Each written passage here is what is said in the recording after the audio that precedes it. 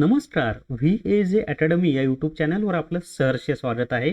या व्हिडिओमध्ये आपण ग्रामपंचायत हा जो घटक आहे पंचायत राजचा, त्या ग्रामपंचायतची डिटेल्समध्ये माहिती पाहणार आहोत.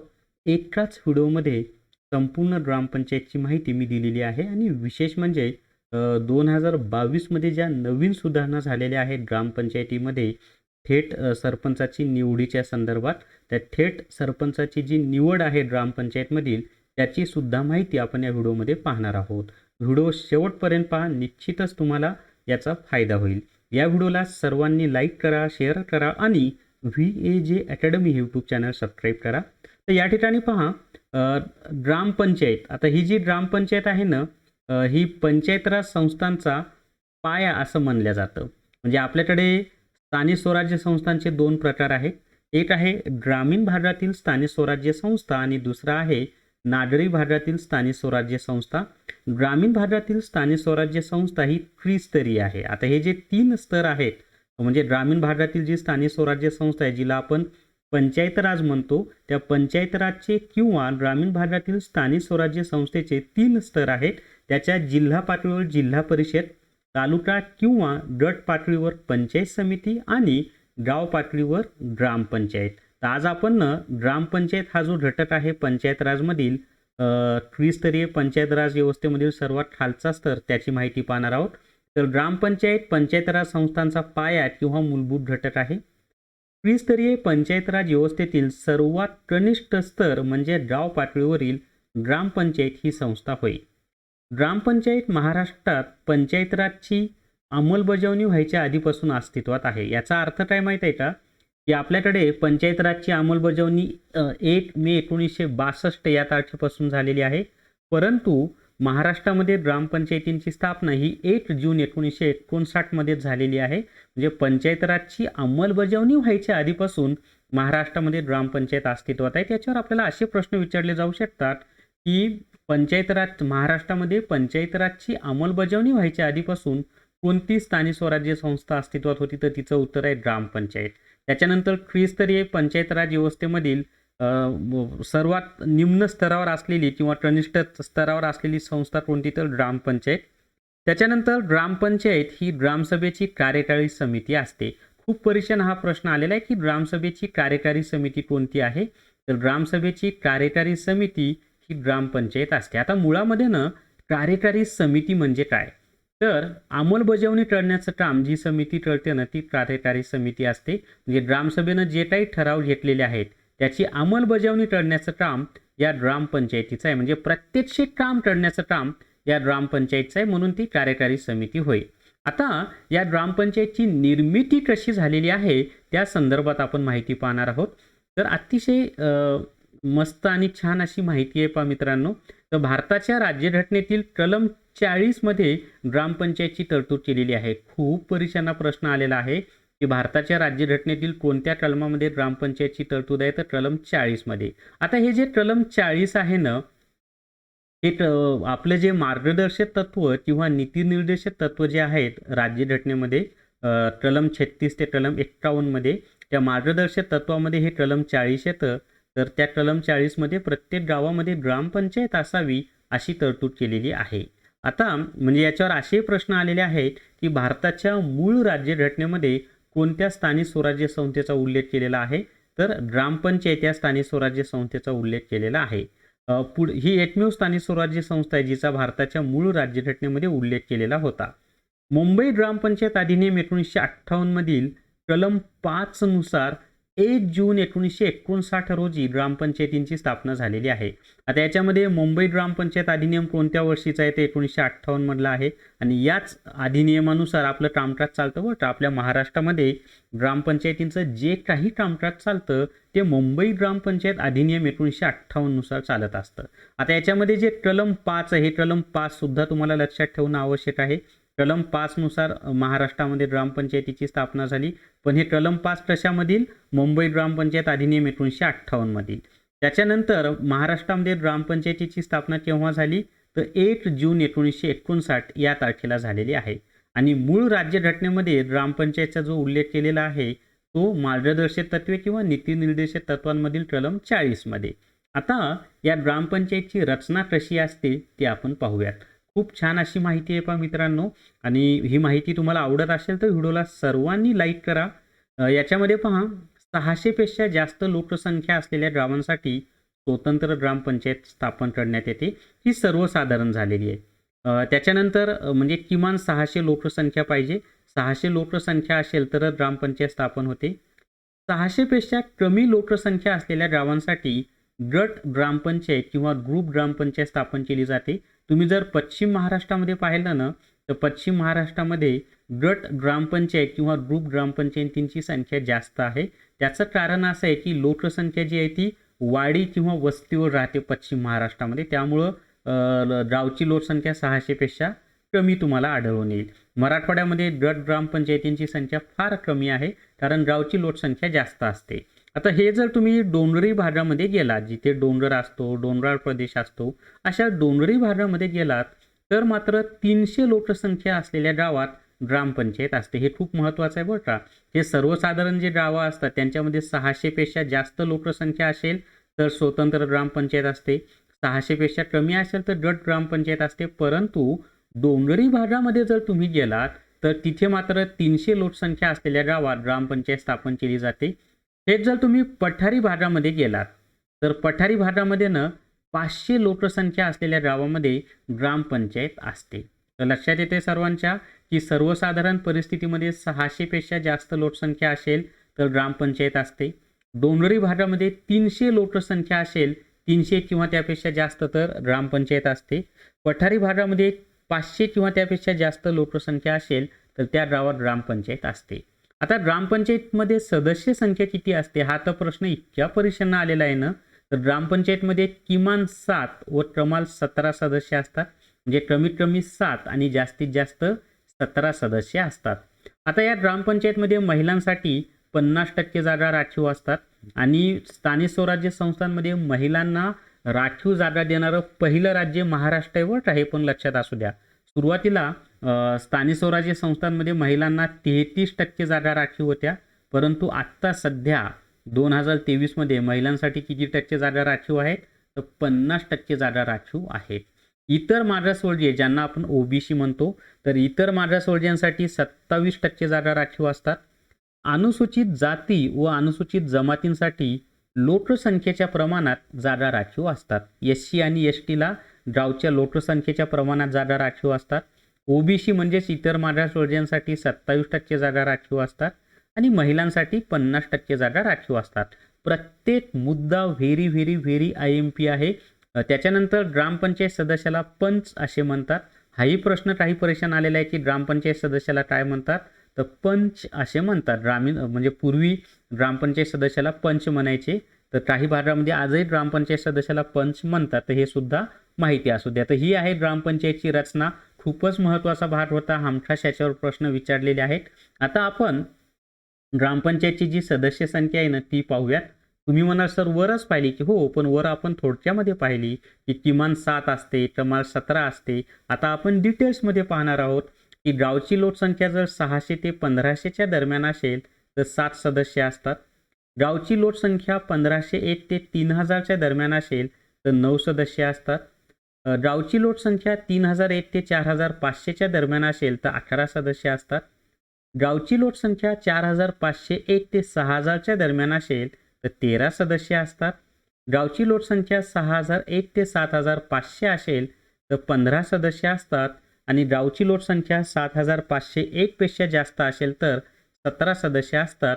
हा टेबल तुम्हाला पाठच पाहिजे. काही परीक्षांना जोड्या लावामध्ये सुद्धा हा टेबल तुम्हाला देतात आणि काही वेळेला असाही प्रश्न विचारला जातो, एका गावची लोकसंख्या 2700 आहे तर त्या गावामध्ये ग्रामपंचायत सदस्य संख्या किती असेल.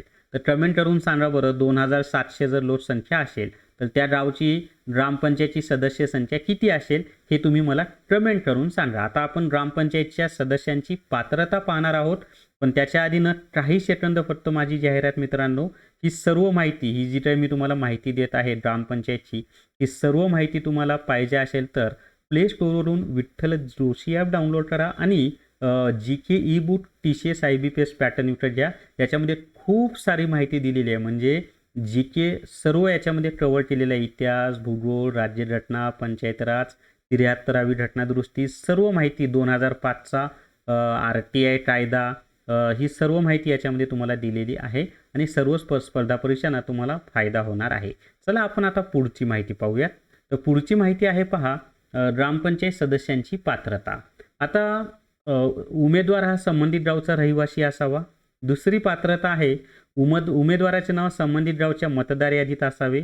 तर सर्वात महत्त्वाची पात्रता काय माहीत आहे का, की उमेदवाराचे वय किमान 21 वर्षे असावं. ही पात्रता खूप परीक्षांना विचारलेली आहे, की ग्रामपंचायत सदस्य व्हायचा असेल, नुसता ग्रामपंचायतच नाही तर ग्रामपंचायत, पंचायत समिती, जिल्हा परिषद, महानगरपालिका, नगरपालिका, तटक मंडळ, तुमचं नगर पंचायत, जेवढ्या काही स्थानिक स्वराज्य संस्था आहेत, कुठेही तुम्हाला निवडून यायचं असेल तर उमेदवाराचं वय कमीत कमी 21 वर्षे लागतं. लक्षात ठेवायला सोपं जाईल तुम्हाला. 16 वर्षी वरील धोक्याचं ते नाही पण का, 21 वर्षे म्हणतो मी, 21 वर्षे. त्याच्यानंतर उमेदवारास 2पेक्षा जास्त अपत्य नसावे. ते 2001 नंतरचे. 2001च्या आधीचे असतील, किती असतील तरी चालतात, डझनभर असले तरी चालतील, पण 2001 नंतर 2पेक्षा जास्त अपत्य नसावेत. अजून एक महत्त्वाची पात्रता आहे, की उमेदवाराच्या घरी स्वतःचे स्वच्छतागृह असावे, टॉयलेट. उमेदवार घरच्या घरी म्हणजे जरी तो जात नसेल, बाहेर मोकळ्या रानात हवेशीर जात असेल, तरी शोभेला टावेना पण घरामध्ये तुम्हाला स्वच्छतागृह असावं. आणि ते नसलं तरी ॲटलिस्ट पुरावा तरी पाहिजे, लिखित पुरावा. पण ॲक्च्युली ते गमतीचा भाग सोडून द्या, उमेदवाराच्या घरी स्वतःचं स्वच्छतागृह असावं आणि ते असलं ते तर ॲक्च्युअलमध्ये पाहिजेच आणि त्याचा पुरावा म्हणून सर्टिफिकेट घ्यावं लागतं ग्रामसेवकाकडून. आता या ग्रामपंचायतची निवडणूक कशी होते ते पहा. तर ग्रामपंचायतीची निवडणूक ही राज्य निवडणूक आयोगामार्फत घेतली जाते. काही परीक्षांना हा प्रश्न आलेला आहे, की ग्रामपंचायतची निवडणूक कोण घेतो, तर राज्य निवडणूक आयोग. ग्रामपंचायतची निवडणूक ही दर 5 वर्षांनी होत असते. काही अपवाद आहे त्याला, कधी कधी मुदतीपूर्व जर विसर्जन झालं तर 4 वर्षातही होते, 3 वर्षातही होते, कधी कधी लांबते सुद्धा. त्याच्यानंतर ग्रामपंचायतची निवडणूक प्रत्यक्ष, प्रौढ व गुप्त मतदान पद्धतीने होते. आता प्रत्यक्ष म्हणजे काय, तर जे मतदार आहेत ते स्वतः जाऊन स्वतःचा बोटाने बटन दाबून ते ग्रामपंचायतच्या याच्यामध्ये मतदान करतात, त्याला आपण प्रत्यक्ष असं म्हणतो. त्याच्यानंतर प्रौढ म्हणजे काय, तर ज्या उमेदवाराचं वय 18 वर्षे पूर्ण म्हणजे ज्यांचं वय 18 वर्षे पूर्ण झालेलं असतं ना, त्यांना प्रौढ असं म्हणतात. तर भारतामध्ये तुम्हाला जर मतदान करायचं असेल तर 18 वर्षे ही अट आहे सध्या. त्याच्यानंतर गुप्त मतदान म्हणजे काय, तर जो कोणी मतदार असेल त्या मतदाराने कोणाला मतदान केलेलं आहे ते फक्त त्या मतदारालाच माहिती असतं, याला आपण गुप्त मतदान पद्धती असं म्हणतो. तर भारतामध्ये विधानसभा असेल, लोकसभा आहे, स्थानिक स्वराज्य संस्थांच्या निवडणुका, त्या सर्व निवडणुका या प्रत्यक्ष, प्रौढ व गुप्त मतदान पद्धतीने होत असतात. आता ग्रामपंचायतीच्या निवडणुकीत संबंधित गावातील मतदार यादीत नाव असलेले मतदार मतदान करू शकतात. त्याच्यानंतर ग्रामपंचायतचे वार्ड व राखीव जागा ठरवण्याचे अधिकार जिल्हाधिकाऱ्यांना आहेत. महत्त्वाचं आहे की याच्यावर असे प्रश्न विचारले जाऊ शकतात, की ग्रामपंचायतीचे वार्ड आणि राखीव जागा ठरवण्याचे अधिकार कोणाला आहेत, तर ते अधिकार संबंधित ते गाव ज्या जिल्ह्यामध्ये आहे त्या जिल्हाधिकाऱ्यांना आहेत. पण अधिकार जरी जिल्हाधिकाऱ्यांना असले, ते ठरवत असले, तरी त्याची घोषणा मात्र तहसीलदार करतात. एका परीक्षेत विचारलं होतं बरं का, की ग्रामपंचायतचे वार्ड आणि राखीव जागा यांची घोषणा कोण करतात, तर तहसीलदार करतात, पण ठरवतात कोण, जिल्हाधिकारी. दोन्हीमधला फरक समजून घ्या. आता तुम्हाला प्रश्न पडला असेल की वार्ड म्हणजे काय, तर वार्ड म्हणजे काय माहिती आहे, ग्रामपंचायतच्या मतदारसंघास वार्ड असे म्हणतात. ग्रामपंचायतचा जो मतदारसंघ असतो त्यालाच आपण वार्ड असं म्हणतो. आता या ग्रामपंचायतीचा कार्यकाळ किती असतो बरं, त्या कार्यकाळाची माहिती आपण या आत्ता पाहणार आहोत. तर ग्रामपंचायतीचा कार्यकाळ हा ग्रामपंचायतीच्या पहिल्या सभेपासून मोजला जातो. हाही प्रश्न विचारलेला आहे की ग्रामपंचायतीचा कार्यकाळ कधीपासून मोजला जातो, तर पहिल्या सभेपासून. सर्वसाधारण परिस्थितीत ग्रामपंचायतीचा कार्यकाळ हा 5 वर्षांचा असतो. हाही प्रश्न खूप परीक्षांना आलेला आहे की ग्रामपंचायतीचा कार्यकाळ किती वर्षांचा असतो, तर 5 वर्षांचा असतो. 73व्या घटना दुरुस्तीनुसार ग्रामपंचायतीस मुदतवाढ देण्याचा अधिकार राज्य शासनास नाही. मुदतीपूर्वी ग्रामपंचायतीचे विसर्जन करण्याचा अधिकार मात्र राज्य शासनाला आहे. मुदतीपूर्वी म्हणजे काय, 5 वर्षे पूर्ण व्हायच्या आतच तुम्ही जर ग्रामपंचायत विसर्जित झालेली असेल किंवा काही कारणामुळे ती विसर्जित करायची असेल तर राज्य शासन ती विसर्जित करू शकतं. पण मुदतीपूर्वी ग्रामपंचायतीचे विसर्जन केल्यास एका महिन्याच्या कालावधीत फेरनिवडणुका घेणे कायदेशीररित्या बंधनकारक आहे.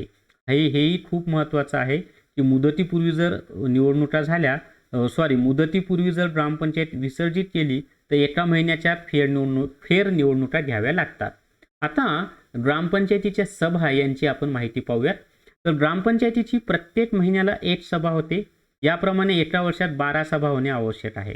तर खूप महत्त्वाचं आहे, ग्रामपंचायतीच्या एका वर्षामध्ये किती सभा होतात तर 12 सभा होतात. आणि 2 सभांमधील अंतर किती पाहिजे, 1 महिन्याचं, म्हणजे प्रत्येक महिन्याला एक, याप्रमाणे एका वर्षामध्ये 12 सभा. आता ग्रामपंचायतीचे पदाधिकारी कोण आहेत याच्यावर सुद्धा प्रश्न आलेले आहेत की ग्रामपंचायतीचे पदाधिकारी कोण असतात. तर संबंधित गावचे सरपंच आणि उपसरपंच हे ग्रामपंचायतीचे पदाधिकारी आहेत. आता मी सुरुवातीला तुम्हाला जुनी माहिती देतो आणि नंतर जे 2022 मध्ये सुधारणा झालेली आहे ना, ती 2022च्या सुधारणांची माहिती आपण लगेच पाहणार आहोत. तर या ठिकाणी पहा, ग्रामपंचायतीचे सदस्य आपल्यातील एका सदस्याची निवड सरपंच पदावर व दुसऱ्या एका सदस्याची निवड उपसरपंच पदावर करतात. पण 2017 पर्यंत ही पद्धत होती. 2017 मध्ये थेट सरपंच निवडायला सुरुवात झाली ते 2019 पर्यंत. 2017 ते 2019 पर्यंत थेट सरपंचाची निवड होत होती गावच्या मतदारांमधून. परंतु 2019 मध्ये देवेंद्र फडणवीस यांचं सरकार गेल्यानंतर जे महाविकास आघाडीचं सरकार आलं उद्धव ठाकरे यांच्या नेतृत्वाखाली, त्यांनी काय केलं की ही थेट जनतेतून निवडायची जी पद्धत होती सरपंचाची ती रद्द केली. आणि पुढे काय केलं त्यांनी, ती रद्द केली आणि परत एकदा याच पद्धतीनं म्हणजे ग्रामपंचायतचे सदस्यच आपल्यापैकी एका सदस्याची निवड सरपंच या पदावर करू लागले. परंतु 2022 मध्ये एकनाथ शिंदे मुख्यमंत्री झाल्यानंतर परत हा निर्णय बदलण्यात आला आणि 2022 मध्ये जो आपला 1958चा मुंबई ग्रामपंचायत अधिनियम आहे त्याच्यात सुधारणा केली. 2017 मध्ये जो कायदा केला होता त्याच्यात सुधारणा केली आणि 2022 पासून परत एकदा थेट जनतेमधून सरपंच आता निवडल्या जात आहेत. आता मी ऑक्टोबर 2023 मध्ये हा व्हिडिओ बनवत आहे. तोपर्यंत महाराष्ट्रामध्ये सरपंच हा थेट जनतेमधून निवडला जातो. आता याच्यामध्ये लक्षात ठेवा की सरपंच या पदासाठी आरक्षण असतं.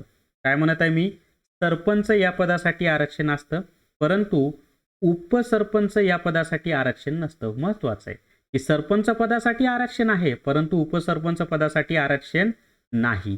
त्याच्यानंतर गावातील एकूण लोकसंख्येपैकी 60% जास्त लोकसंख्या अनुसूचित जाती व जमातीची असल्यास त्याच प्रवर्गाचा सरपंच असतो. की गावातील एकूण लोकसंख्येपैकी 60% किंवा त्यापेक्षा अधिक लोकसंख्या जर अनुसूचित जातीची असेल तर अनुसूचित जातीचा सरपंच असतो.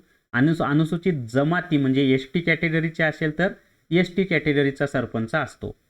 सरपंच हा ग्रामपंचायतीचा प्रमुख असतो. हाही प्रश्न आलेला आहे की ग्रामपंचायतीचा प्रमुख कोण असतो, तर सरपंच हा ग्रामपंचायतीचा प्रमुख असतो.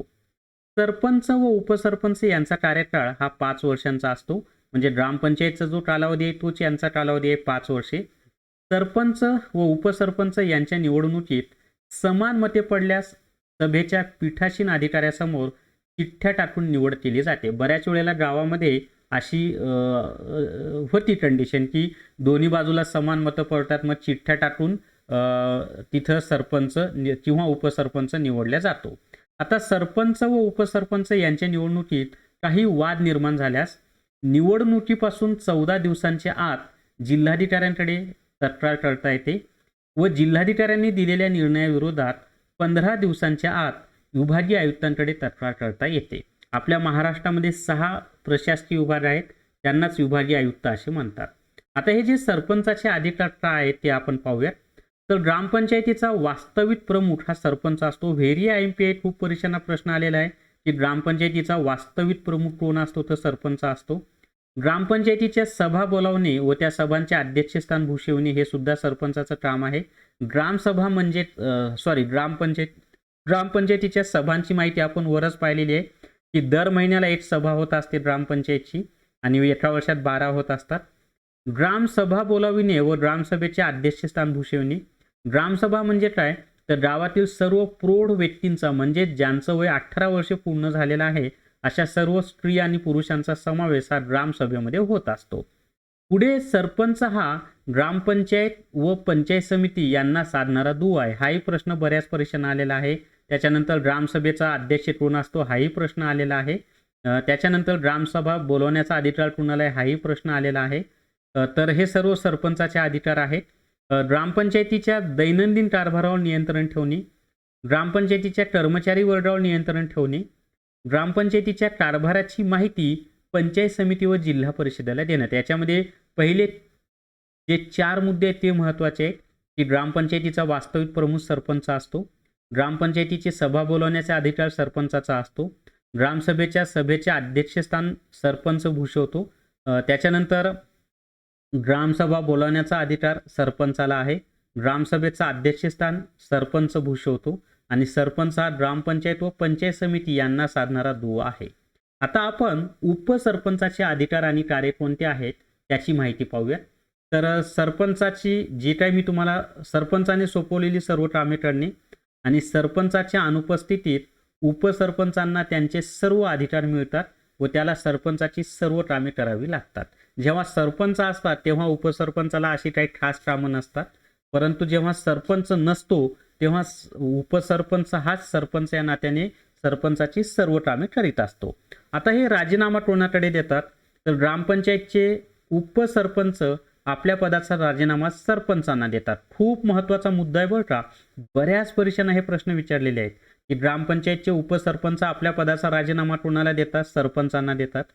ग्रामपंचायतचे सदस्य आपल्या पदाचा राजीनामा कोणाला देतात, सरपंचांना देतात. म्हणजे ग्रामपंचायतचे सदस्य म्हणजे ग्रामपंचायतचे पंच आणि ग्रामपंचायतचे उपसरपंच दोघेही आपल्या पदाचा राजीनामा हे सरपंचांना देत असतात. सरपंच आपल्या पदाचा राजीनामा पंचायत समितीच्या सभापतींकडे देतात. व्हेरी IMP खूप परीक्षांना विचारलेले प्रश्न आहेत ते. सरपंच आपल्या पदाचा राजीनामा कोणाला देतात, पंचायत समितीच्या सभापतींना देतात. आता अविश्वास ठरावाची माहिती पाहूयात आपण. तर ग्रामपंचायतच्या पहिल्या सभेपासून 6 महिन्यापर्यंत अविश्वास ठराव मांडता येत नाही. म्हणजे ग्रामपंचायतची पहिली सभा झाली की तिथून पुढे 6 महिन्यापर्यंत अविश्वास ठराव मांडता येत नाही. तुम्ही म्हणणार असं का, त्याचं कारण असं आहे की समजा ग्रामपंचायतची पहिली सभा झाली आणि लगेच दुसऱ्या दिवशी अविश्वास ठराव मांडला तर ते काम करायचं कधी ग्रामपंचायतनं, आणि मुळात आत्ताच त्यांनी विश्वासदर्शक प्रस्ताव म्हणजे आत्ताच त्यांची पहिली सभा झाली, त्यांनी आपला विश्वास सिद्ध केलेला आहे, तर लगेच 6 महिन्यापर्यंत त्यांना परत विश्वास सिद्ध करायची आवश्यकता नाही आहे. पुढे पहा, हे सर्व 2017 पर्यंत जेव्हा सरपंचाची निवड ग्रामपंचायत सदस्यामधून व्हायची ना, त्याचं हे बट आहे सर्व. त्याच्या पुढे पहा, सरपंच व उपसरपंच यांच्या विरोधात अविश्वास ठराव मांडायचा असल्यास ग्रामपंचायतमधील निर्वाचित सदस्यांपैकी 1/3 सदस्यांनी तहसीलदारांकडे मागणी केल्यास तहसीलदार विशेष सभा बोलवतात. म्हणजे आता सरपंचाच्या बाबतीत थोडी वेगळी तरतूद आहे, ती मी नंतर लगेच सांगणार आहे नवीन झालेल्या सुधारणा. परंतु उपसरपंचाच्या बाबतीत मात्र हा प्रस्ताव आहे अजूनही, की सरपंच आणि उपसरपंच यांच्या बाबतीत अविश्वास ठराव मांडायचा असेल तर 1/3. त्याच्यानंतर आणि हे कोणाकडे मागणी करावी लागते, तहसीलदारकडे. मग तहसीलदार विशेष सभा बोलावतात. अविश्वास ठरावासाठी विशेष सभेची मागणी झाल्यास 7 दिवसात तहसीलदार विशेष सभा बोलावतात व या सभेचे पीठासीन अधिकारी तेच असतात. सध्या उपसरपंचासाठी हीच पद्धत आहे बरं का. सरपंचाची पद्धत बदलली ती मी पुढे सांगणार आहे.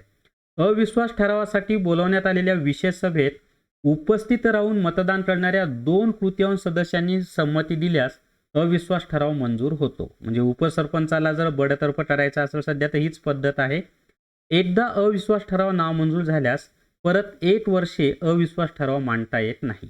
लक्षात आले सर्वांच्या, ही सर्व अविश्वास ठरावाची पद्धत सांगितली आणि कन्फ्यूज होऊ नका. 2017 पर्यंत हीच पद्धत होती. आता सध्या फक्त सरपंचाची पद्धत बदलली, पण उपसरपंचाच्या बाबतीत हीच पद्धत वापरली जाते.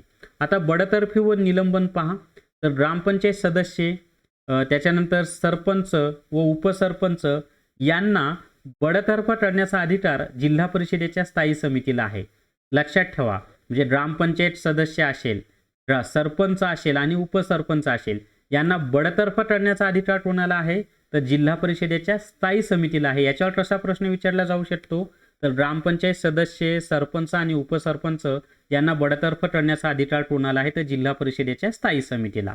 पुढे पहा, जिल्हा परिषदेच्या स्थायी समितीने दिलेल्या निर्णयाविरुद्ध 30 दिवसांच्या आत विभागीय आयुक्तांकडे अपील करता येतं. म्हणजे जिल्हा परिषदेच्या स्थायी समितीनं जर एखाद्या सरपंचाला बडतर्फ केलं आणि ते सरपंचाला मान्य नसेल तर तो 30 दिवसांच्या आत विभागीय आयुक्तांकडे अपील करू शकतो.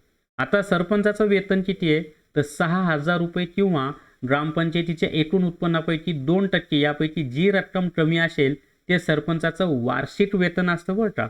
मग तुम्हाला प्रश्न पडला असेल इतकं कमी वेतन असतं सरपंचाला, मग सरपंच होण्यासाठी एवढी प्रयत्न का केला जातो तर प्रतिष्ठेसाठी हा प्रयत्न केला जातो. आणि वेतनामध्ये जर काही फरक तुम्हाला आता नवीन लेटेस्टमध्ये काय झाला असेल तर चालू घडामोडीच्या पुस्तकामध्ये तुम्ही ते चेक करून घ्या, मे बी याच्यामध्ये बदल झालेला असू शकतो.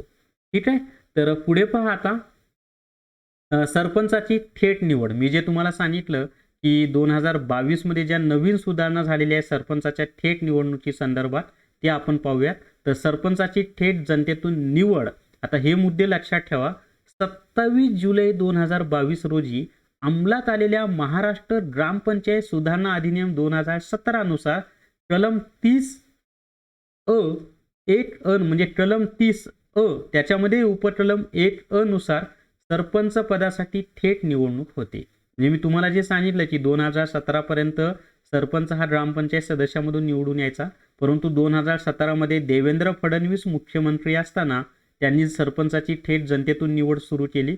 परंतु 2019 मध्ये 19 पासून ते 2022 पर्यंत जेव्हा उद्धव ठाकरे मुख्यमंत्री होते, महाविकास आघाडीचं सरकार होतं, तेव्हा परत एकदा ग्रामपंचायत सदस्यामधून सरपंच निवडला जाऊ लागला. आणि एकनाथ शिंदे मुख्यमंत्री झाल्यानंतर त्यांनी परत 27 जुलै 2022 पासून सरपंचाची थेट जनतेतून निवड करायला सुरुवात केली.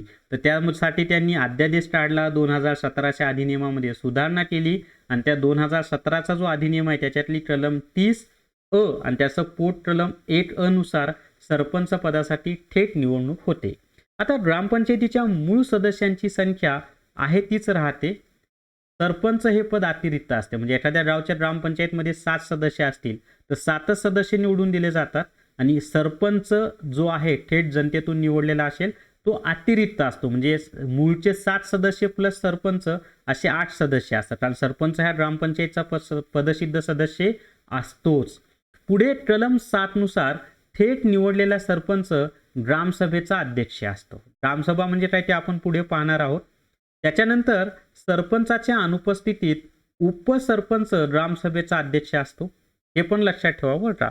सरपंच व उपसरपंचाच्या अनुपस्थितीत त्या ग्रामसभेमध्ये उपस्थित असलेला वयाने सर्वात ज्येष्ठ असणारा पंचायतीचा सदस्य हा ग्रामसभेचा अध्यक्ष असतो. म्हणजे ग्रामसभेचा अध्यक्ष कोण कोण होऊ शकतो. नंबर 1 ला सरपंच, सरपंच नसेल तर उपसरपंच, सरपंच आणि उपसरपंच दोघेही नसतील तर ग्रामपंचायतचे जे सदस्य आहेत त्याच्यातला ज्येष्ठ सदस्य.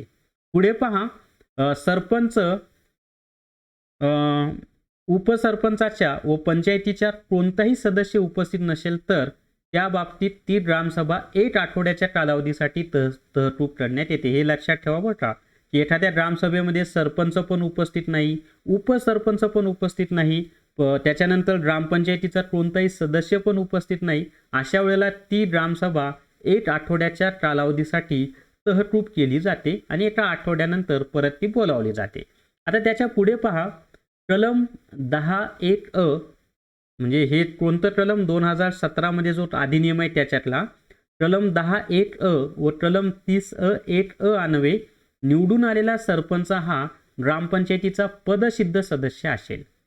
सरपंच निवडीत समसमान मते पडल्यास निवडणुकीचा निकाल हा चिठ्ठ्या टाकून ठरवण्यात येईल. सरपंच निवडणुकीमध्ये कोणताही विवाद निर्माण झाल्यास कलम 15, हे कलम 15 कोणतं 2017चा जो अधिनियम आहे त्याच्यातला कलम 15 मधील तरतुदीनुसार कार्यवाही होईल. म्हणजे कलम 15 नुसार न्यायालयीन प्रक्रिया करता येईल. पुढे पण न्यायालयात जाता येईल. सरपंचाची निवड थेट झाली असेल अशा ग्रामपंचायतीच्या उपसरपंचाची निवड पहिल्या ग्रामसभेत घेण्यात येईल. या सभेच्या अध्यक्षस्थानी सरपंच असेल. परंतु उपसरपंचाची निवड ही कशातून केली जाणार आहे तर ग्रामपंचायतच्या सदस्यामधून केली जाणार आहे, जी सुरुवातीलाच मी पद्धत सांगितली तीच. त्याच्यानंतर उपसरपंच पदाचा कालावधी हा सार्वत्रिक निवडणुकीचा जो असेल तोच त्याचा पण असेल, म्हणजे 5 वर्षे असेल. आणि हे थेट निवडलेल्या सरपंचाचा कालावधी सुद्धा किती आहे? 5 वर्षाचा आहे. पहिल्या सभेत उपसरपंचाची निवडणूक होईल. यात समसमान मते पडली तर सरपंचाला निर्णायक मत देण्याचा अधिकार असेल. हे खूप महत्त्वाचं आहे बरं का. जुन्या पद्धतीत काय होतं की उपसरपंचाच्या निवडणुकीत जर समान मतं पडली तर चिठ्ठी टाकून ठरवल्या जायचं. पण आता नवीन पद्धतीत काय झालंय की उपसरपंचाची निवड ही ग्रामपंचायतच्या सदस्यांमधून केली जाते. पण ग्रामपंचायतच्या सदस्यांचं मतदान जर समसमान झालं, दोन्ही पक्षाला समान मतं पडली, तर सरपंच निर्णायक मत देतो की कोणाला उपसरपंच करायचं. तर हा सरपंचाचा विशेष अधिकार नव्यानं थेट जनतेतून निवडलेल्या सरपंचाला प्राप्त झालेला आहे. तर हे खास ठरवून लक्षात ठेवा. सरपंच पद रिक्त असेल तर पीठासीन अधिकारी चिठ्ठ्या टाकून निकाल देईल. आता जर सरपंच अनुपस्थित असेल किंवा ते पदच रिक्त असेल तर त्या सभेमध्ये जो पीठासीन अधिकारी असेल ना, तर मात्र तो चिठ्ठ्या टाकून निकाल देईल. म्हणजे थोडं समजून घ्या की एखाद्या गावचा सरपंच हा थेट जनतेमधून निवडलेला आहे आणि त्या गावामध्ये उपसरपंचाची निवडणूक लागली आणि त्या उपसरपंचाच्या निवडणुकीमध्ये दोघांनाही समान मतं पडली, दोन्ही पक्षांना, तर तिथं सरपंच निर्णायक मत देतो की कोणाला उपसरपंच करायचं. पण जर सरपंच हे पद रिक्त असेल तर मात्र त्या सभेमध्ये जो कोणी पीठासीन अधिकारी असेल, तहसीलदार पाठवतील त्यांचा प्रतिनिधी, तो पीठासीन अधिकाऱ्याला तो काय करतो, चिठ्ठी टाकणार आणि ज्या दोघांच्या नावाची, आणि ज्याची चिठ्ठी लिहिली तो उपसरपंच होणार. फरक मला वाटते तुमच्या लक्षात आलेला आहे. आता थेट जनतेतून निवड झालेला जो सरपंच आहे त्याच्यावरचा अविश्वास ठराव कसा असतो त्याची माहिती आपण आता पाहणार आहोत. तर थेट जनतेतून निवडून आलेल्या सरपंचावरील अविश्वास ठराव त्याची माहिती पहा. थेट निवडून आलेल्या सरपंचाविरुद्धच्या अविश्वास प्रस्तावास ग्रामसभेद्वारे स्थिरग्रंथी करण्याच्या पद्धतीने साध्या बहुमताने अनुसमर्थन देण्यात येईल. म्हणजे सर्वप्रथम ग्रामसभेमध्ये त्याला मान्यता मिळणं आवश्यक आहे की थेट निवडून आलेल्या सरपंचावर अविश्वास ठराव मांडायचा आहे. ग्रामसभेमध्ये शिरग्रंथी करून तो ठरवला जाईल आणि तो जर मान्य झाला तर पुढे काय होईल, थेट जनतेतून निवडून आलेल्या सरपंचाविरुद्ध अविश्वास ठराव दाखल करण्यासाठी म्हणजे कुणाकडे केला जातो, तहसीलदाराकडे 2/3 सदस्यांची आवश्यकता असेल. आधी काय होतं, जेव्हा सदस्यांमधून निवडून यायचं तेव्हा 1/3 पाहिजे होती, पण आता किती लागतात, 2/3. जेव्हा तुम्हाला म्हणजे हे ग्रामसभेची सुरुवातीला परवानगी घ्यावी लागते, त्यांनी परवानगी दिली, ते मान्यता झाली, तर मग तहसीलदारकडे हा अविश्वासाचा ठराव मांडण्यासाठी ग्रामपंचायतचे जे काही सदस्य आहेत निवडून आलेले सदस्य, त्यापैकी 2/3 सदस्यांनी तहसीलदाराकडे अविश्वास ठरावाची मागणी करणं आवश्यक आहे. आता मंजूर कधी होतो, तर ग्रामपंचायतीच्या सभेत उपस्थित राहण्याचा व मतदान करण्याचा हक्क असणाऱ्या सदस्यांच्या एकूण संख्येच्या 3/4 पेक्षा कमी नसेल. म्हणजे ग्रामपंचायतचे जे सदस्य आहेत ना त्याच्या 3/4 पेक्षा कमी नसेल इतक्या बहुमताने ठराव संमत झाला असेल आणि जिल्हाधिकारी यांनी नियुक्त केलेल्या अधिकाऱ्या समक्ष आणि त्याच्या अध्यक्षतेखालील विशेष ग्रामसभेमध्ये गुप्त मतदानाद्वारे अविश्वास प्रस्ताव मंजूर झाला असेल तर सरपंच किंवा यथास्थितीत उपसरपंच या पदाचा अर्थ या पदाच्या सर्व अधिकारांचा वापर करण्याचे थांबविल. तर आता नवीन जो थेट जनतेतून सरपंच निवडला जातो त्याच्या विरुद्ध अविश्वास ठराव मांडायचा असेल तर सुरुवातीला ग्रामसभेची परवानगी घ्यावी लागते. ग्रामसभेमध्ये तो ठराव मंजूर झाला की पुढे जिल्हाधिकारी किंवा तहसीलदारांकडे ती मागणी केली जाते. त्यासाठी ग्रामपंचायतच्या 2/3 सदस्यांची मान्यता असणं आवश्यक आहे आणि जेव्हा प्रत्यक्ष मतदान घेतलं जातं तेव्हा ग्रामपंचायत सदस्यांच्या एकूण सदस्यांपैकी 3/4 सदस्यांनी ते अविश्वास ठरावामध्ये त्या बाजूने मतदान केलं तरच अविश्वास ठराव मंजूर होतो. समजले सर्वांना? पुढे पहा आता. आणि सरपंच आणि उपसरपंच दोघांच्या बाबतीत त्यांनी सांगितलेलं आहे. ठीक आहे, मी सुरुवातीला सांगितली ती 2017 पर्यंतची पद्धत होती, त्याच्यानंतर 2017 ते 19 पर्यंतची पद्धत होती, 2017 पर्यंतची पद्धत होती, त्याच्यानंतर 2019 ते 2022 पर्यंतची पद्धत होती. पण आता 2022 पासून जुलै 2022 पासून ही नवीन पद्धत लागू झालेली आहे.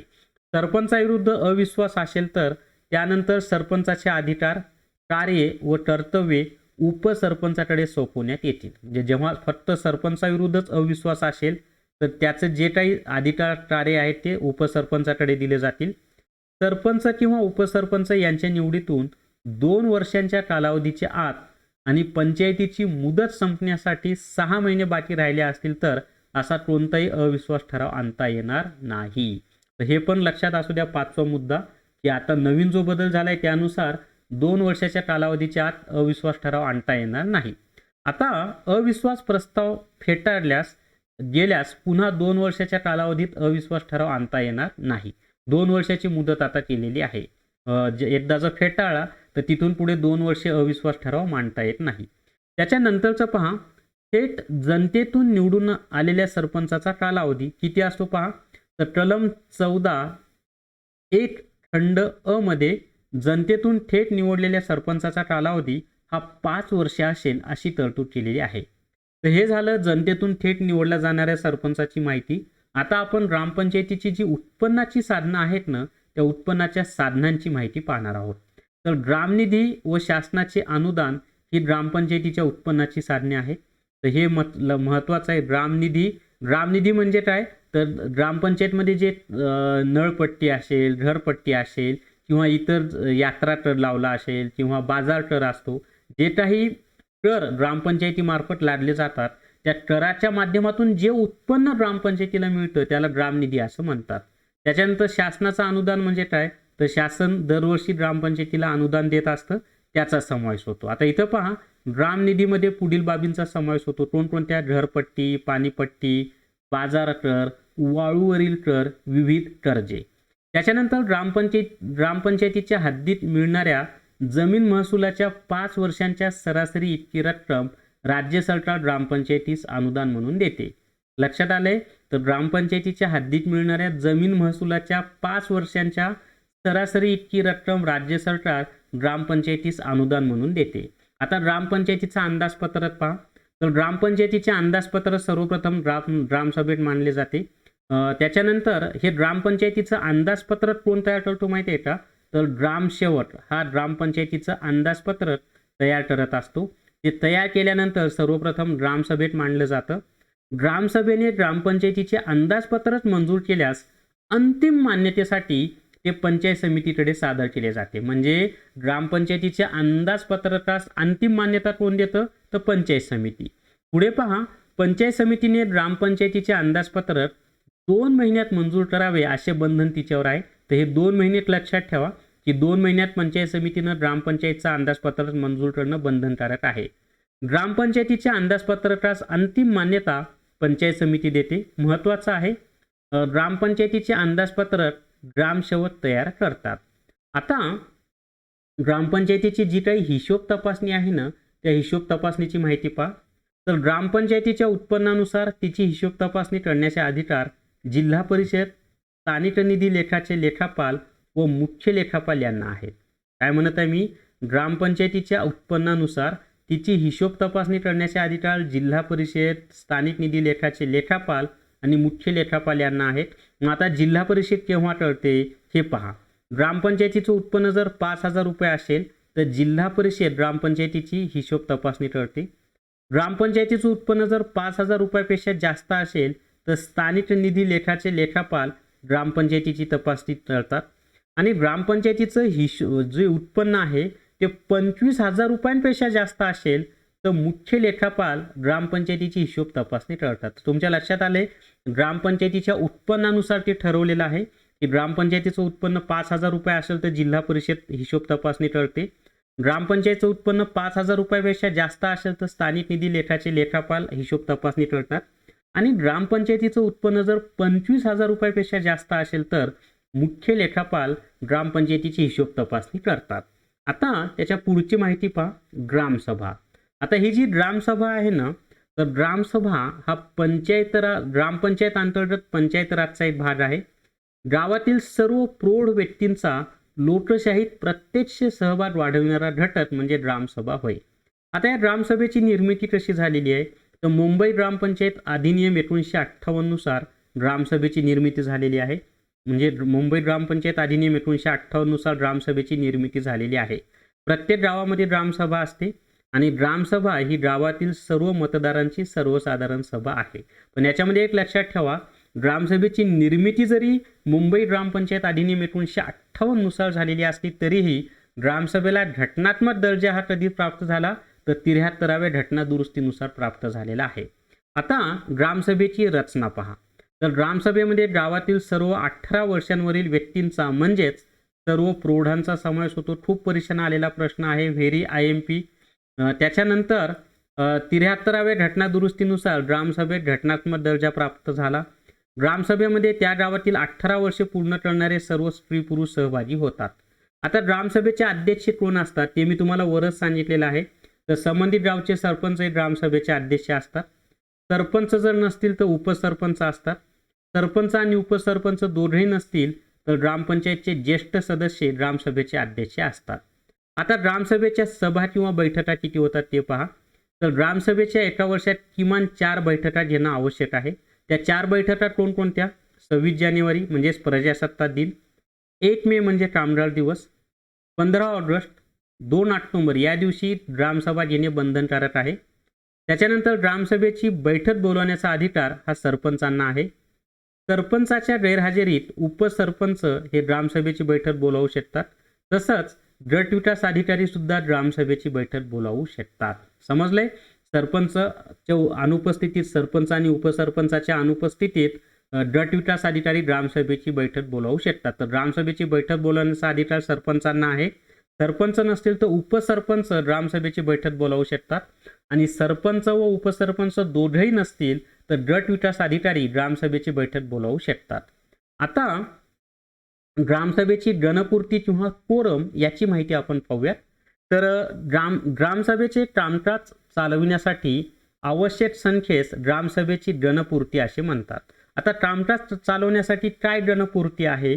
तर ग्रामसभेचं कामकाज चालवण्यासाठी 100 किंवा ग्रामसभेच्या सदस्य संख्येच्या 15% यापैकी जो अंक कमी असेल तेवढे सदस्य उपस्थित असणं आवश्यक असतं. आता ग्रामसेवक हा ग्रामसभेचा पदसिद्ध सचिव असतो. खूप महत्त्वाचं आहे बरं का. आणि ग्रामसेवक हाच ग्रामपंचायतचा सुद्धा सचिव असतो आणि ग्रामसेवक हाच ग्रामसभेचा सुद्धा सचिव असतो. दोघांचाही सचिव हा कोण असतो? ग्रामसेवकच असतो. आता या ग्रामसभेचे अधिकार आणि कार्य कोणते आहेत ते पाहूयात आपण. तर ग्रामपंचायतीचे अंदाजपत्र ग्रामसभेसमोर ठेवले जाते. गावच्या विकासाच्या योजना ग्रामसभेसमोर ठेवल्या जातात. ग्रामपंचायतीचे सदस्य म्हणजेच पंच निवडण्याचा अधिकार ग्रामसभेस आहे. तुम्ही म्हणणार असं कसं काय? तर ग्रामसभेमध्ये कोणाचा समावेश होतो? ज्यांचं वय 18 वर्ष पूर्ण झालेलं आहे त्यांचा. मग 18 वर्ष वय पूर्ण असेल तर मतदान करण्याचा अधिकार असतो. म्हणून ती मुद्दा दिलेला आहे की सदस्य निवडण्याचा अधिकार. कारण ग्रामपंचायतचे सदस्य कोण निवडतात? ज्यांचं वय जे मतदार आहेत गावचे तेच निवडतात. मागील वर्षाचे हिशोब अहवाल मंजूर करणे, पाणी नियोजनाचे सर्वाधिकार हे ग्रामसभेला आहेत. आता ग्रामसेवक पाहूयात. आपले जे अण्णा हजारे आहेत ना, ते अण्णा हजारे ग्रामसभेला गावची संसद असं म्हणतात. हे सुद्धा लक्षात असू द्या. ग्रामसेवकची माहिती पहा. तर ग्रामसेवक हा ग्रामपंचायतीचा सचिव किंवा सरचिटणीस असतो आणि ग्रामसेवक हा ग्रामसभेचा सुद्धा सचिव असतो. सचिव किंवा सरचिटणीस खूप महत्त्वाचा आहे. खूप परीक्षांना हा प्रश्न विचारला जातो. खूप परीक्षांना हा प्रश्न आत्तापर्यंत विचारलेला आहे. आता ग्रामसेवकाची निवड कशी होते? तर जिल्हा निवड समितीमार्फत लेखी परीक्षा घेऊन ग्रामसेवकाची निवड केली जाते. ग्रामसेवक हा जिल्हा परिषदेच्या ग्रामविकास खात्याचा वर्ग 3चा कर्मचारी आहे. हे महत्त्वाचं आहे की ग्रामसेवक हा जिल्हा परिषदेच्या ग्रामविकास खात्याच्या वर्ग 3चा कर्मचारी आहे. पुढे ग्रामसेवकाची नेमणूक किंवा नियुक्ती कोण करतात? तर ग्रामसेवकाची नेमणूक करण्याचा अधिकार जिल्हा परिषदेच्या मुख्य कार्यकारी अधिकाऱ्याला आहे. जिल्हा परिषदेचे मुख्य कार्यकारी अधिकारी ग्रामसेवकाची नेमणूक किंवा नियुक्ती करतात. आता ग्रामसेवकाचं निलंबन कोण करतात? तर ज्यांना नेमणूक करण्याचा अधिकार असतो ना त्यांनाच निलंबन करण्याचा सुद्धा अधिकार असतो. तर ग्रामसेवकाचं निलंबन, बढती, बदली करण्याचा अधिकार जिल्हा परिषदेच्या मुख्य कार्यकारी अधिकाऱ्याला आहे. आता ग्रामसेवकावर नियंत्रण कुणाचं असतं? तर ग्रामसेवकावर नजीकचं नियंत्रण पंचायत समितीचे गट विकास अधिकारी यांचं असतं व त्यानंतर जिल्हा परिषदेचे मुख्य कार्यकारी अधिकारी यांचं असतं. आता ग्रामसेवकाचं वेतन कुठून दिलं जातं? तर ग्रामसेवकाचे वेतन हे जिल्हा परिषदेच्या जिल्हा निधीमधून दिले जाते. यावर सुद्धा प्रश्न आलेला आहे की ग्रामसेवकाचं वेतन कुठून दिलं जातं? तर जिल्हा निधीमधून दिलं जातं. आता ग्रामसेवकांची संख्या किती असते ते पहा. तर मुळामध्ये ग्रामसेवकांची संख्या ठरवण्याचा अधिकार कुणाला आहे? तर जिल्हा परिषदेच्या मुख्य कार्यकारी अधिकाऱ्याला आहे. हाही प्रश्न बऱ्याच परीक्षांना आलेला आहे. ग्रामसेवकांची संख्या ठरवण्याचा अधिकार कोणाला आहे? तर जिल्हा परिषदेच्या मुख्य कार्यकारी अधिकाऱ्याला आहे. आता किती असते संख्या, तर गावची लोकसंख्या जर 600 ते 1200 असेल तर एक उपग्रामसेवक असतो. मुळात हे कायद्यामध्ये सांगितले, मुळात उपग्रामसेवक हे पद असं नेमल्या जात नाही. गावची लोकसंख्या 1200 ते 2000 असेल तर एक ग्रामसेवक असतो. गावची लोकसंख्या 2000 ते 3000 असेल तर एक ग्रामसेवक आणि एक उपग्रामसेवक असतो. गावची लोकसंख्या 3000 पेक्षा जास्त असेल तर एक ग्रामसेवक आणि 2 उपग्रामसेवक असतात. पण आपल्याकडे वस्तुस्थिती अशी आहे, 2 ते 3 गावाला मिळून एकच ग्रामसेवक आहे. साधारणतः एक ग्रामसेवक 1 ते 5 गावांचे कामकाज पाहतो. आता या ग्रामसेवकांचे अधिकार आणि कार्य काय आहेत, खूप महत्त्वाचं आहे. तर घरपट्टी, पाणीपट्टी या करांची वसुली करणे, हे लावण्याच म्हणजे घरपट्टी, पाणीपट्टी या करांची वसुली करण्याचा अधिकार कोणाचा आहे, ग्रामसेवकाचा आहे. ग्रामपंचायतीने घेतलेल्या निर्णयांची अंमलबजावणी करणे हे सुद्धा काम ग्रामसेवकाचं आहे. ग्राम निधीची जबाबदारी ही ग्रामसेवकावर असते. ग्रामपंचायतीचे हिशोब व वार्षिक अहवाल पंचायत समिती सादर करणे. जन्म, मृत्यू व विवाहाची नोंद ठेवणे खूप महत्त्वाचं आहे की गावामध्ये जन्म, मृत्यू व विवाहाची नोंद कोण ठेवतो असा प्रश्न बऱ्याच परीक्षांना आलेला आहे. तर ग्रामसेवक गावातील जन्म, मृत्यू व विवाहाची नोंद ठेवतो आणि म्हणून ग्रामसेवकाला गावचा नोंदणी अधिकारी असं सुद्धा म्हटलं जातं. आता या ग्रामपंचायतीच्या बैठकींना व ग्रामसभेला उपस्थित राहून इतिवृत्त लिहिणे, ग्रामपंचायतीचे पत्रव्यवहार सांभाळणे, गाव नमुना 8 म्हणजेच रहिवासी प्रमाणपत्र ग्रामसेवक देतो. खूप महत्त्वाचा आहे, खूप परीक्षांना आलेला प्रश्न की गाव नमुना 8 कोण देतो, तर गाव नमुना 8 म्हणजेच रहिवासी प्रमाणपत्र हे ग्रामसेवक देत असतात. तर ही होती ग्रामसेवकाची माहिती. आता आपण ग्रामपंचायतीचे कार्य याची माहिती पाहणार आहोत, पण त्याच्या आधी फक्त काही सेकंद माझी एक जाहिरात की ग्रामसेवकसाठी जर तुम्हाला टेस्ट सिरीज लावायची असेल तर प्ले स्टोअरवरून विठ्ठल जोशी ॲप डाउनलोड करा आणि ग्रामसेवक टेस्ट सिरीज विकत घ्या. याच्यामध्ये बौद्धिक चाचणीच्या प्रश्नांची उत्तरं स्पष्टीकरण असं दिलेली आहेत. 10ला 10 टेस्ट अपलोड झालेले आहेत. चला तर आता पुढची माहिती पाहूयात. तर ग्रामपंचायतींचे कार्य यांची माहिती आपण आता पाहूयात. ग्रामपंचायतीच्या कार्याची उभारणी ही 2 भागांमध्ये केली जाते. एक आहे अनिवार्य कार्य, म्हणजे असे कार्य जे करावेच लागतात, आणि दुसरं आहे ऐच्छिक कार्य, ते करायचं बंधन नसतं. पण हे जे अनिवार्य कार्य आहेत ना, ते मात्र करणं बंधनकारक असतं. आता ग्रामपंचायतीचे अनिवार्य कार्य कोणते आहेत, तर सार्वजनिक आरोग्य, सार्वजनिक बांधकाम, समाज शिक्षण, पिण्याच्या पाण्याची सोय करणे, सार्वजनिक करमणुकीची सोय करणे, दिवाबत्तीची व्यवस्था करणे, सांडपाण्याची व्यवस्था करणे. ठीक आहे, ते ही सर्व अनिवार्य कार्य आहेत. आता ग्रामपंचायतची आपण संकीर्ण माहिती पाहूयात. ही संकीर्ण माहिती म्हणजे ना, याच्यावर ॲक्च्युअलमध्ये परीक्षेमध्ये प्रश्न विचारलेले आहेत, तर तीच माहिती आपण आता पाहणार आहोत. याच्यामध्ये पहा, ग्रामपंचायतीच्या हे ॲक्च्युअलमध्ये परीक्षेला आलेले प्रश्न आहेत, ते मी वन लाईनर स्वरूपात केले. ग्रामपंचायतीच्या स्थावर मालमत्ता ह्या नमुना नंबर 25 किंवा नमुना रजिस्टरमध्ये नोंदवलेल्या असतात. म्हणजे ग्रामपंचायतीची जी काही स्थावर मालमत्ता आहे ही नमुना नंबर 25 या रजिस्टरमध्ये नोंदलेली असते. 2 ग्रामसभेमध्ये जास्तीत जास्त 2 महिने अंतर राहू शकते. ज्या ग्रामसभा आहेत त्यांचं सांगत आहे, कमीत कमी 4 झाल्या पाहिजे, पण 2 ग्रामसभेमध्ये 2 महिने अंतर राहू शकते जास्तीत जास्त. त्याच्यानंतर ग्रामपंचायतीच्या अंदाजपत्रकापैकी 15% रक्कम मागासवर्गीयांसाठी व 10% रक्कम महिला बाल कल्याणासाठी खर्च करणे बंधनकारक आहे. म्हणजे ग्रामपंचायतचा खर्च जर 100 रुपये असेल तर त्यापैकी 15 रुपये मागासवर्गीयांसाठी खर्च झाले पाहिजे, कमीत कमी, जास्तीत जास्त किती पण, आणि कमीत कमी 10 रुपये महिला व बाल कल्याणाच्या कामासाठी खर्च झाला पाहिजे. आता ग्रामपंचायतीस काम करण्यासाठी आमदार फंड, खासदार फंड, वित्त आयोग यांच्यामार्फत सुद्धा फंड उपलब्ध होतात. म्हणजे राज्य शासनाकडून तर फंड येतोच, त्या व्यतिरिक्त आमदार फंड, खासदार फंड, वित्त आयोग यांच्याकडून सुद्धा फंड येतात. मुंबई ग्रामपंचायत अधिनियम 1958 नुसार ग्रामपंचायतीकडे 78 विषय दिलेले आहेत. ग्रामपंचायतीला आरोग्य कर लावता येतो. त्याच्यानंतर महाराष्ट्र ग्रामपंचायत अधिनियम कलम 35 अन्वये जेथे महिलेकरिता राखीव असलेले सरपंचाचे पद एखादी महिला भूषवित असेल तेथे अविश्वास ठराव ग्रामपंचायतीच्या कोणत्याही बैठकीमध्ये भाग घेण्याचा व त्यावेळी मतदानाचा हक्क असणाऱ्या सदस्यांच्या एकूण सदस्यांपैकी 3/4 पेक्षा कमी नसेल इतक्या बहुमताने संमत होणं आवश्यक असतं. त्याच्यानंतर पंजाब राज्यातील ग्रामपंचायतींचा कार्यकाळ 4 वर्षांचा आहे. जे पंजाब हे राज्य असं आहे जिथे ग्रामपंचायतींचा कार्यकाळ 4 वर्षांचा आहे. आपल्या महाराष्ट्रामध्ये 5 वर्षांचा आहे, पण पंजाबमध्ये 4 वर्षाचा आहे. नागालँड या राज्यात पंचायत राज पद्धत अस्तित्वात नाही. म्हणजे हे जे जिल्हा परिषद, पंचायत समिती, ग्रामपंचायत नागालँडमध्ये अस्तित्वात नाही. भारतीय स्थानिक स्वराज्य संस्थांमार्फत लोकशाहीचे प्रशिक्षण जनतेला मिळावे असा विचार सर्वप्रथम लॉर्ड रिपन यांनी मांडलेला आहे. आणि लॉर्ड रिपनलाच आपण स्थानिक स्वराज्य संस्थांचा जनक असं म्हणतो बरं का. खूप परीक्षांना हा प्रश्न आलेला आहे की स्थानिक स्वराज्य संस्थांचा जनक कोणतं? Lord Ripon. घटनेच्या भाग 4 व कलम 40 मध्ये ग्रामपंचायतीचा उल्लेख केलेला आहे. महाराष्ट्र शासनाने गाव पातळीवर जन्म, मृत्यू निबंधक व बालविवाह प्रतिबंधक अधिकारी म्हणून ग्रामसेवक यांना घोषित केलेला आहे. तर खूप परीक्षांना हा प्रश्न विचारला जातो की गाव पातळीवर किंवा गावामध्ये जन्म मृत्यू निबंधक कोण असतो? तर ग्रामसेवक असतो. गाव पातळीवर बालविवाह प्रतिबंधक अधिकारी कोण असतो? तर ग्रामसेवक असतो.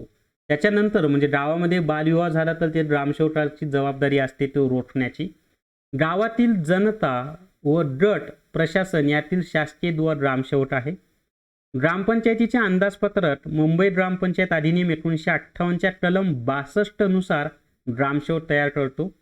मुंबई ग्रामपंचायत अधिनियम 1958च्या कलम 5 मध्ये प्रत्येक खेड्यासाठी एक ग्रामपंचायत स्थापन करण्याची तरतूद आहे. मुंबई ग्रामपंचायत अधिनियम 1958 मधील कलम 57 मधील बदलानुसार ग्रामनिधीची जबाबदारी आता ग्रामसेवकावर आणि सरपंचावर आहे. या दोघांवर सुद्धा आहे ग्रामनिधीची जबाबदारी. ग्रामस्तरीय नियोजन आणि विकासाची जबाबदारी ग्रामसभेवर सोपवण्यात आली आहे. ग्रामस्तरावर विकास विषयक कामे ग्रामसेवक या शासकीय कर्मचाऱ्याकडे सोपवली जातात. 1970 मध्ये गठीत केलेल्या ल.ना. बोंजीरवाड समितीने ग्रामसेवक हा किमान पदवीधर असावा अशी शिफारस शासनाला केली होती. पण सध्या तरी 12वी लेवलचंच हे पद आहे. ग्रामपंचायतीच्या प्रशासकीय व आर्थिक बाबींमध्ये 1997 मध्ये महाराष्ट्र शासनाने भूषण गगराणी समिती नेमलेली होती. त्याच्यानंतर ग्रामपंचायतीच्या निवडणुका पार पाडल्यानंतर सरपंच, उपसरपंचाच्या निवडीसाठी पहिली बैठक जिल्हाधिकारी बोलावतात. आता तर थेट जनतेमधून हे जुन्या पद्धतीचं होतं 2017 पर्यंत. मुंबई ग्रामपंचायत अधिनियम 1958च्या कलम 39 मधील नवीन बदलानुसार आता 20% मतदारांनी मागणी केल्यास सरपंच आणि उपसरपंच यांना परत बोलावले जाऊ शकते. ग्रामपंचायतीत अनुसूचित जाती व जमातींसाठी राखीव जागा निश्चित करण्याचे अधिकार जिल्हाधिकाऱ्यांना आहे. खूप महत्त्वाचं आहे बरं का, लाईन टू लाईन महत्त्वाचं आहे आणि ॲक्च्युअलमध्ये हे विचारलेले प्रश्न आहेत. तर ग्रामपंचायतीमध्ये अनुसूचित जाती आणि जमातींसाठी राखीव जागा निश्चित करण्याचा अधिकार कोणाला आहे? जिल्हाधिकाऱ्यांना आहे. ग्रामपंचायतीच्या सदस्यांची संख्या निर्धारित करण्याचा अधिकार जिल्हाधिकाऱ्यांना आहे. एखाद्या ग्रामपंचायतीमध्ये किती सदस्य असावेत, पण ही सदस्य संख्या निर्धारित करताना गावच्या लोकसंख्येचा विचार केला जातो, हे लक्षात असू द्या. ग्रामसभा निर्धारित वेळेत बोलावण्यास सरपंच व उपसरपंच असमर्थ ठरल्यास त्यांना अधिकार पदावरून बडतर्फ करण्याचा अधिकार जिल्हा परिषदेच्या मुख्य कार्यकारी अधिकाऱ्यांना आहे. बऱ्याच वेळेला तुम्ही बातम्यांमध्ये ऐकलं असेल. ग्रामपंचायतीचे प्रभाग म्हणजेच वार्ड तहसीलदार जाहीर करतो, ठरवतो जिल्हाधिकारी, पण जाहीर कोण करतो? तहसीलदार. द्विस्तरीय पंचायत राजचा स्वीकार करणारं पहिलं राज्य कर्नाटक आहे. द्विस्तरीय म्हणजे फक्त 2 स्तर, जिल्हा परिषद आणि ग्रामपंचायत. दादरा व नगर हवेली या केंद्रशासित प्रदेशात द्विस्तरीय पंचायत राज अस्तित्वात आहे. दादरा व नगर हवेली हे जे केंद्रशासित प्रदेश आहे ना, तिथे द्विस्तरीय पंचायत राज अस्तित्वामध्ये आहे. तर अशा पद्धतीनं आपण पंचायत आहे त्याची माहिती पाहिलेली आहे. तुम्हाला आरोग्य शेवट किंवा आरोग्य शेवटसाठी जर टेस्ट सिरीज लावायची असेल तर प्ले स्टोरवरून विठ्ठल जोशी ॲप डाउनलोड करा आणि आरोग्य शेवट टेस्ट सिरीज विकत घ्या. तर या व्हिडिओमध्ये एवढीच माहिती मित्रांनो. या व्हिडिओला सर्वांनी लाईक करा, शेअर करा आणि VAJ academy YouTube channel subscribe करा. धन्यवाद.